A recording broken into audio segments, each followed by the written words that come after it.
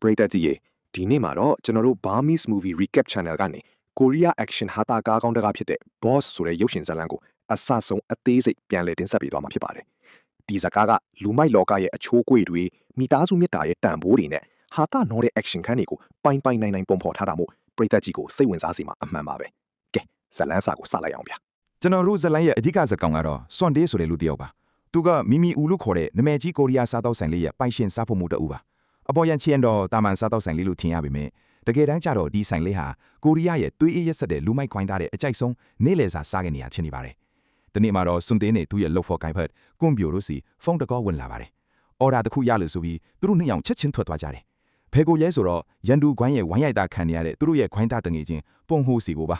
လမ်းကြားလေးတစ်ခုထဲမှာပုံဟိုးကအထိုးကျိတ်ခံရတာကိုသူတို့ရောက်တော့ပုံဟိုးခင်ဗျားကြောင်တောင်ဖြစ်သွားတယ်။ဘာလို့လဲဆိုတော့ကေဆယ်ရေးမစ်ရှင်အတွက်သူတို့နှစ်ယောက်ထဲရောက်ပြီးအေးအေးဆေးဆေးပဲရှိလို့ပါအဲ့ဒီအချိန်ကျမှအမှန်တရားပေါ်လာပါတော့တယ်ဒီ၃ယောက်ဟာတာမန်ကုံသားတွေမဟုတ်ကြပါဘူးသူတို့ဟာကိုရီးယားရဲ့ဩဇာအာဏာအကြီးဆုံးစီကူဘာကုံရဲ့အောက်ချီကုံခွဲကောင်းဆောင်တွေ under bosses ထနေကြလာပါဒါနဲ့ပဲတစ်ဖက်ကုံနဲ့ပြင်းထန်ပြီးရက်ဆက်ကြမ်းကြွတဲ့ရန်ကွာကြီးတစ်ခုဖြစ်ပွားခဲ့ပြီးအဲ့ဒီနေရာတစ်ခုလုံးတုံ့လှုပ်သွားခဲ့ပါတယ်ဒီမြင်းကွင်းကတော့ဇလန်းရဲ့အစပြိုးချိန်ပါပဲအဲ့ဒီညမှာပဲသူတို့ရဲ့ဂုံချုပ်ကြီးဒါဆူကပြိုင်ဘက်ဂုံကိုအောင်နိုင်ခဲ့တဲ့အတွက်ဂုံပြုတ်ညှော့စာချွေးပါတယ်သမင်းဆိုင်ရဲ့နဲ့ဒါဆူကသူတို့အဖွဲ့အစည်းဟာကိုရီးယားတနိုင်ငံလုံးရဲ့အောက်လန်းလောကကိုစိုးမိုးဖို့အလွန်နီးစပ်နေပြီဖြစ်ကြောင်းပြောပြတယ်။တခြားအဖွဲ့တွေလက်ထဲမှာနေမြေအနှဲငယ်ပဲချန်တော့ပြီးအဲ့ဒီထဲမှာရှောင်းတောင်ဆိုတဲ့လူဦးအုပ်ချုပ်တဲ့ရိုးရိုးဈေးကွက်ထဲကစိတ်ကန်းနဲ့နိုက်ကလပ်တစ်ခုလည်းကွာဝင်ပါတယ်။ဒါနဲ့သူတို့တွေနောက်ထပ်ခြေလမ်းတွေအတွက်စတင်စီမံကိန်းချပါတော့တယ်။နောက်တနေ့မနက်မှာတော့သူတို့၃ယောက်ဟာလက်အောက်ငယ်သားတွေကိုတော့မခေါ်ပဲအောက်ခြေခေါင်းဆောင်၃ယောက်ကိုယ်တိုင်မစ်ရှင်တစ်ခုချင်းစီကိုလိုက်လံနှိမ်နှင်းကြပါတယ်။လမ်းသားတွေပေါ်မှာရန်ပွဲတွေနေရာအနှံ့ချစ်ပွားပြီးရုံရင်းဆန်ခတ်မှုတွေထပ်ပေါ်ခဲ့တယ်။မကြခင်မှာပဲစီကူဘာကွင်းဟာကိုရီးယားအောက်လန်းလောကတစ်ခုလုံးကိုသိမ်းပိုက်နိုင်ခဲ့ပါတယ်။အဲ့ဒီနေ့မှာပဲသူတို့ဟာတရားဝင်အာဏာလွှဲပြောင်းရယူဖို့အတွက်အစင်မြင့်အရာရှိကြီးဆမ်နဲ့တွေ့ဆုံဖို့စင့်ခေါ်ခြင်းခံရတယ်။ဒါဆူကအခုဆိုရင်နိုင်ငံအတွင်းအကြီးမားဆုံးလူမိုက်ကွင်းချုပ်ကြီးအဖြစ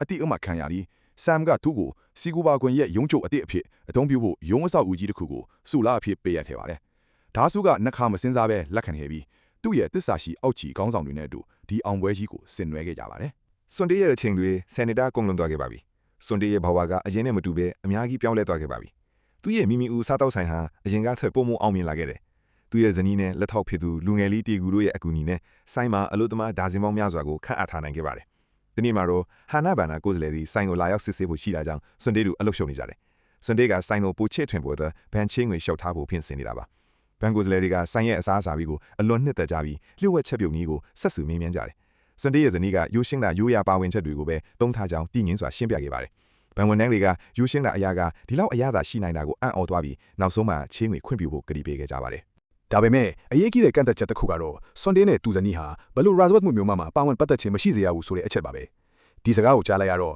့လင်မယားနဲ့ရောက်စကားမဆိုနိုင်ပဲအကြက်ရိုက်စွာနဲ့အချင်းချင်းကြည့်နေခဲ့ကြပါတယ်။အဲ့ဒီညမှာပဲစွန်ဒေးနဲ့သူဇနီးတို့အိမ်မှာအပြင်းထန်စကားများကြတယ်။သူဇနီးကစွန်ဒေးရဲ့ရောက်ညက်ပေါင်းများစွာကြားတဲ့အထိလူမိုက်ကောင်ခေါင်းဆောင်အဖြစ်ပါဝင်ပတ်သက်နေစေဖြစ်လို့စိတ်ပြက်နေတာပါ။ပိုဆိုတာကသူ့ရဲ့ခေါင်းသားတွေကဆိုင်မှာအလားအလာစားကြလို့ဘာနာရေးတွေကဆုံးရှုံးမှုတွေရှိနေတာပါပဲ။စွန်ဒေးကလူမိုက်လောကကြောင့်သာသူဟာအခုလိုအောင်မြင်မှုနဲ့အဆင့်အတန်းကိုရရှိခဲ့တာဖြစ်ကြောင်းကာကွယ်ပြောဆိုခဲ့ပါတယ်။အဲ့ဒီအချိန်မှာသူတို့ရဲ့သမီးလေးနာမီဝလာတော့သူတို့ရဲ့အငင်းပွားမှုရပ်တန့်သွားတယ်။နာမီကဂုံတိုင်းနေစီကပတ်စံကိုတာမန်ကိစ္စတစ်ခုလိုရေးရေးတင်တင်တောင်းခံနေတာကိုမြင်လိုက်ရတော့မိဘနှစ်ပါးစလုံးစွန့်အားသွားကြတယ်။ကိုယ့်ရဲ့ချစ်စရာသမီးလေးကရင်းချက်နေတဲ့ရာဇဝတ်ကောင်းတစ်ခုလိုပြုမှုနေတာကိုမြင်လိုက်ရတော့သူတို့ဘာလို့ရမှန်းမသိဖြစ်သွားကြပါတယ်။နောက်တနေ့မနက်မှာစွန်ဒေးကသမီးဖြစ်သူကိုကြောင်းလိုက်ပို့တယ်။လမ်းမှာသူကသမီးဖြစ်သူရဲ့အရင်နှီးဆုံးတငယ်ချင်းကဘသူလဲလို့စကားဆက်မေးမြန်းတော့သမီးဖြစ်သူကတငယ်ချင်းဆိုတာဘာလဲလို့ရိုးရှင်းစွာပြန်မေးခဲ့တယ်။ဒီစကားကစွန်ဒေးရဲ့ရင်ကိုပြင်းပြင်းထန်ထန်ရိုက်ခတ်သွားခဲ့တယ်။သူဟာဖခင်တို့အနည်းနဲ့သမီးဖြစ်သူကိုတာမန်ကလေးဘဝမျိုးမပေးနိုင်ခဲ့ပဲပြက်ကွက်ခဲ့ပြီးလို့နောင်တမိသွားပါတယ်။ကြောင်ရောက်တော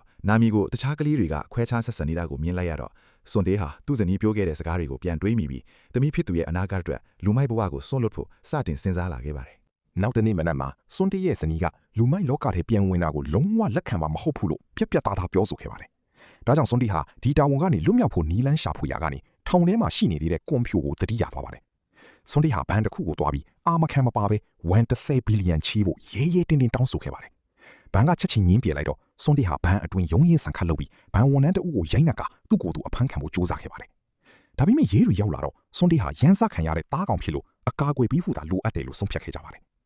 ရင်းမင်းကြီးချုံးစစ်ရောက်လာတဲ့အခါမှာလဲစွန်ဒေးကဖမ်းဆီးပေးဖို့အတင်းအကျပ်တောင်းဆိုပေမဲ့ ချုံးစစ်ကစွန်တီထောင်ကျသွားရင်မိမိဦးဆိုင်ပိတ်သွားမှာဖြစ်ပြီးသူနှစ်သက်တဲ့အစားအစာတွေကိုစားရတော့မှာမဟုတ်လို့ဖမ်းဆီးဖို့ညှင်းဆိုခဲ့ပါတယ်။မဲဆွဲရမယ့်နေ့ရောက်လာတော့ပထမဆုံးအလှည့်ဖြစ်တဲ့စွန်တေးဟာစကားကြီးခွန်းကြီးတွေပြောမယ်အစားလူတိုင်းအတွက်အစားတောက်လင်ပန်းတွေကိုတည်ဆောင်လာခဲ့ပါတယ်။စွန်တေးရဲ့လက်ရာကိုအားလုံးကတိကြတာမို့ခိုင်းသားတွေအလွန်ပျော်ရွှင်သွားကြပါတယ်။စွန်တေးကအကယ်၍သူ့ကိုမဲမပေးပါကသူဟာလူတိုင်းကိုနေ့တိုင်းအလကားကျွေးမွေးသွားမယ်လို့ယုံကြည်ချက်ရှိရှိပြောကြားခဲ့ပါတယ်။နောက်တစ်လှည့်ဖြစ်တဲ့ပုံဟိုကတက်ကြွစွာမဲဆွဲပြီးမြဲဘသူမှအရေးမလုပ်ကြလို့သူ့ရဲ့မဲဆွဲဖြူဟာကိုအလင်းအမြန်ပြောင်းလဲခဲ့ရပါတယ်။တစ်ဖက်မှာတော့စွန်တေးကသူဘလို့မှမင်းနိုင်စရာအကြောင်းမရှိဘူးလို့တွေးပြီးအေးဆေးဖြစ်နေခဲ့ပါတယ်။ဒါပေမဲ့မထင်မထားပဲရလက်တွေထွက်လာတဲ့အခါစွန်တေးကမဲအပြတ်တက်နဲ့စီကူပါခိုင်းရဲ့ခိုင်းကျုပ်အဖြစ်ရွေးကောက်ခြင်းခံလိုက်ရပါတယ်။ ဂိုင်းကျုပ်တင်မြောက်ကွဲနေရောက်လာပါပြီ။စွန်တေးကဂိုင်းကျုပ်အဖြစ်တင်မြောက်ခံရတော့မှာပါ။ဒါပေမဲ့အဲ့ဒီအချိန်မှာပဲကွန်ပြိုကထောင်ကနေလွတ်လာပြီးရောက်လာပါတယ်။ကွန်ပြိုကသူ့ရဲ့အကဝါဒနာကိုထုတ်ပြပြီးတင်ကိုအကနဲ့ဖျော်ဖြေပါတော့တယ်။ဒီလိုနဲ့ကွန်ပြိုကဂိုင်းကျုပ်ဖြစ်ဖို့စွန်တေးကိုကူညီပေးဖို့ကြိုးစားပါတယ်။တစ်ဖက်မှာတော့တီကူဟာဆမ်နဲ့ပုံဟိုတို့ရဲ့အဖွဲ့တွေကိုထိုးဖောက်ဝင်ရောက်ဖို့ကားဒရိုင်ဘာအဖြစ်ဟန်ဆောင်ပြီးလျှို့ဝှက်တီးနေရ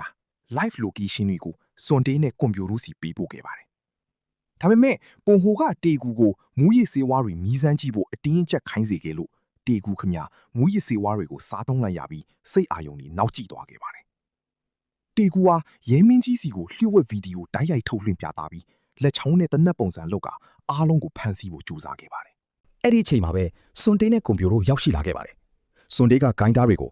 ဘသူတစ်သက်လုံးနေ့လည်စာအလကားစားခြင်းလေလို့မေးမြန်းခဲ့ရဂိုင်းသားထောက်ဝက်ကျော်ဟာစွန်တေးဘက်ကိုပြပြောင်းလာကြပြီးအကြီးအကျယ်တိုက်ပွဲဖြစ်ပွားခဲ့ပါတယ်။ကွန်ပြိုကပုံဟိုကိုသူ့ရဲ့တင်ကိုအကဆိုင်တိုက်ခိုက်ရေးကွက်နဲ့အနိုင်ယူခဲ့ပါတယ်။ဆမ်ကပိုက်ဆံတစ်တာကိုကင်ဆောင်ပြီးထွက်ပြေးဖို့ကြိုးစားပေမဲ့စွန်တေးနဲ့ထိတ်တိုက်တွေ့ခဲ့ပါတယ်။ဆမ်ကအညံ့ခံဟန်ဆောင်ပြီးစွန်တေးကိုဓာတ်နဲ့ထိုးခဲ့ပေမဲ့စွန်တေးမှာတီကူပေးထားတဲ့အကာအကွယ်ပစ္စည်းပါရှိလို့ဒဏ်ရာမရရှိခဲ့ပဲဒါဆူပေးအပ်ခဲ့တဲ့မြင့်မြတ်တဲ့ဓာတ်မြောင်နဲ့ဆမ်ကိုပြန်လည်ဖမ်းဆီးချုပ်နှောင်နိုင်ခဲ့ပါတယ်။မကြခင်ရဲမင်းကြီးချွန်းစစ်ရောက်ရှိလာပြီးဘသူကစီကူပါခိုင်းရဲ့ခေါင်းဆောင်အစ်စ်အမှန်လဲလို့မေးမြန်းတဲ့အခါကွန်ပြိုက